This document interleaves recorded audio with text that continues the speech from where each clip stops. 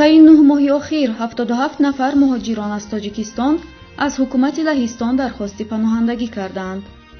یعقوب دودزیک، سخنگوی اداره امور مهاجران پولشا، به خبرگزاری کانیوس گفته است مقامات سیاسی پولشا با درخواست 18 تاجیک برای دریافت مقام پناهندگی در این کشور عضو اتحادیه اروپا موافقت کرده و به بقیه پاسخی رد دادند.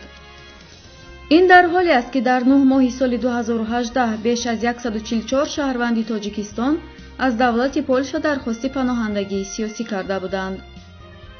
در سال 2017 این آمار 85 نفر اعلام شده است که اکثر این افراد دلیل این اقدام را تحت تعقیب قرار داشتن خویش در تاجیکستان به خاطر افکار سیاسی عنوان کردند.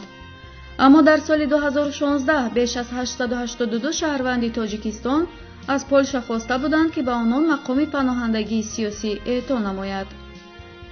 کارشناسان میگویند علت افزایش مهاجرت تاجیک‌ها به کشورهای عضو اتحادیه اروپا به موضوع ممنوعیت فعالیت حزب نهضت اسلامی تاجیکستان و گروه 24 در سال 2015 در تاجیکستان ربط دارد که بازداشت و زندانی کردن فعالان و اعضای این دو سازمان تشدید شد.